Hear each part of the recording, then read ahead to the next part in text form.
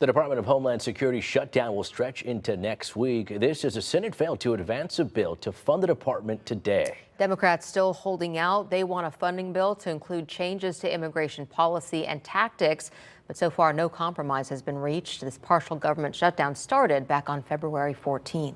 And because of that, more than 300 airport security officers have already quit, and unscheduled callouts have more than doubled at major airports. Yeah, one Houston officer says this is the third shutdown he's worked through without pay, and things are just getting unbearable. Our Joy Addison was able to catch up with him on Zoom because he's had to pick up another job.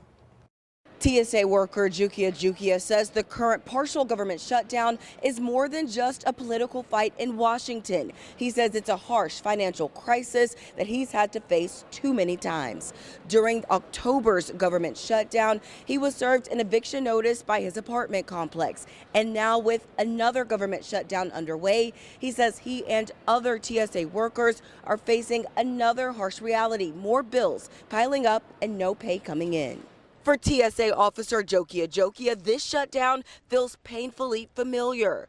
During the October government shutdown, he nearly lost his apartment. And I was trying to have my apartment complex work with me. They weren't really willing to do that. Jokia says he may now be forced to renew his lease at the same complex that once served him with an eviction notice during the October shutdown, because moving would require first month's rent, last month's rent, and a deposit.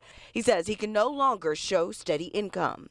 Worry about if they're going to want to approve me because of the government job. Jokia says he had to take on another job just to avoid another eviction and keep up with basic bills. It makes you question your career trajectory, you know.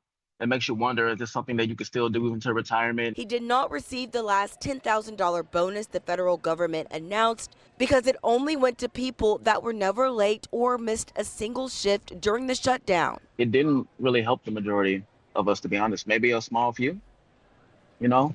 It looked good. But he says if shutdowns continue, he may eventually have to make a difficult decision because now he's looking at back paid bills and late fees that his payment reimbursements may not cover. At the end of the day, we all need that check to survive. And with spring break travel, Jukia says he's seen longer lines and more agitated and aggravated customers. He says if more TSA workers decide to quit, that'll put more stress on the workers who decide to still show up with no pay. Reporting from Hobby Airport, Joy Addison, KPRC 2 News.